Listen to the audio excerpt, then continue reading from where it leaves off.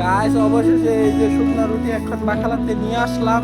অবশেষে দালালের চক্করে পরে এখন আমরা শুকনো রুটি খাওয়া লাগতেছে। এই যে তিন বন্ধু কি করব গাইস, কোম্পানি ঘাট ধাক্কাতে আমাদেরকে কোম্পানি রুমতে বের করে দিল। আমরা এখন খুবই কষ্টের ভিতরে আছি। আমরা ব্লগ ভিডিও বানাই দেখে আমরা কোম্পানি আমাদেরকে বের করে দিচ্ছে রুম থেকে, যার কারণে এখন আমাদের কার্ডের ভিতর কোনো টাকাও নাই। একটু আগে সারাফা চেক দিলাম, কোনো টাকা নাই সারাফার ভিতর, যার কারণে আমরা এখন শুকনা রুটি খাচ্ছি। এই যে দোকান থেকে শুকনা রুটি নিয়ে আসলাম, খুবই লজ্জাজনক। তাবুকের যদি কোনো ভাই ড্রাইভার থাকেন তাহলে আওয়াজ দিয়েন, আমাদেরকে একটু হেল্প করেন, কাজ কাম দিয়েন, খাবার দাবারের ব্যবস্থা করে দেন, অনেক উপকার হবে।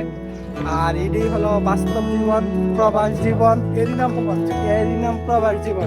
আর আমাদের ভিডিওটা বেশি বেশি লাইক শেয়ার করুন, আমরা যেন এই ভিডিওর মাধ্যমে ডলার কামাতে পারি আর ডলারটা ভালো মন্দ খেতে পারি। তো সবাই ভালো থাকবেন, নেক্সট ভিডিওর জন্য অপেক্ষা করবেন। আল্লাহ।